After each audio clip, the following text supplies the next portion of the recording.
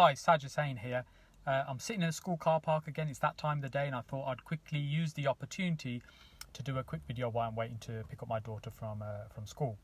So hopefully we won't get disturbed. So a question that comes up a lot is, what's a good return on your money? And if you're anything like me, you're raising investment money for your property projects, then that's something that comes up frequently. And how do you address that question? What's a good return on somebody's money? And the thing is, I think the important part of this to remember is it's quite subjective. So what might be a good return on money for me might be different for you and maybe different for somebody else. So I think the key thing here is, which seems obvious and I think many people forget to do, is just ask a simple question. What would be a good return on your money when you're looking to raise funds? Now, there's many things that you need to consider. And some of the factors are, for example, what's their experience, i.e. are they somebody that's been regularly investing, or are they brand new to investing, and what's the structure of the deal. So for me, there tends to be two formats. It's either a loan agreement or a joint venture. A loan agreement is when I'm borrowing funds for a property project.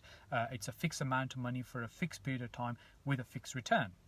And so they know what the return is that they're getting, and to some extent it takes away the risk of the project. Now, there's always risk. There's never no risk in a property project, but it's your job to minimize that risk and de-risk it for your potential investor. Now, when it's a joint venture, then you are sharing the risk and the rewards. So, for example, if the project costs you less money and you get it done quicker, you make more profit on it, you sell it for more, you're making more money, and your investor in that project will make more money as well.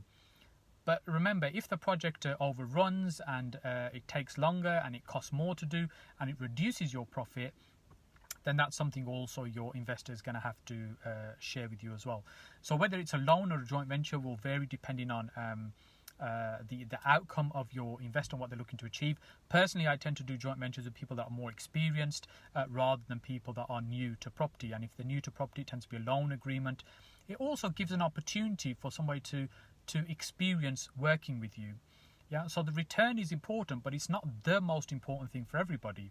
So if I said to you right now, tell me what's a good return on investment for you, and in fact, even if you put it in the comments section below, it's probably going to be very different for many people.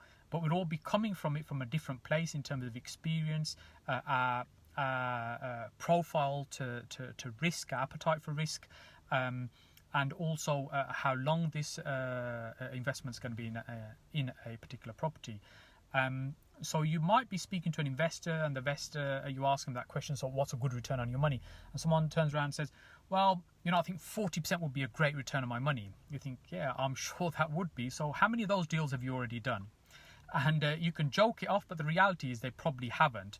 And if they have and they're achieving those kind of returns, and they might be, because it is possible to achieve some very high returns in property, but also I tend to balance that with risk as well. How much risk is involved? So for example, let's say you're doing planning gain, where you're taking on a property and you're getting planning permission to build something on it. You usually get quite a significant uplift, and you can get a very high return on investment. So it does depend on the strategy people are following.